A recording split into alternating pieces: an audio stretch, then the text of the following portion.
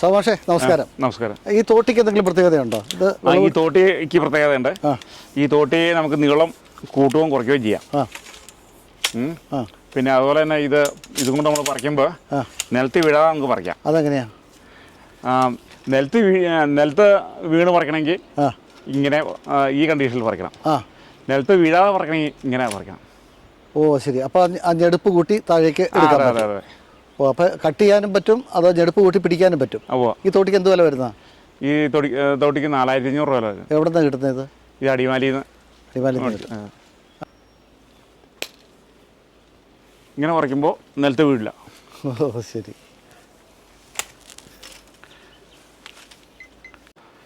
ഇനി കട്ട് ചെയ്ത് ഒരെണ്ണം താഴെ ഇടാവോ? കട്ട് ചെയ്ത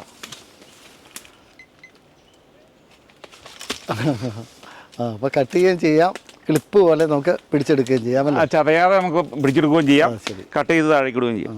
ശരി. ഇതെല്ലാം ഹാർഡ്വെയർ കടകളിലും കിട്ടിയേക്കും അല്ലേ? ഇല്ല. കർഷകർക്കുള്ള സാധനങ്ങൾ വിൽക്കുന്ന കടകളിൽ. അത് ശരി. അതെ. അടിമാലിൽ ഇപ്പോൾ തൊട്ടുവേലി കടയിൽ നിന്ന് മേടിച്ചത്. ഏതാ? തൊട്ടുവേലി.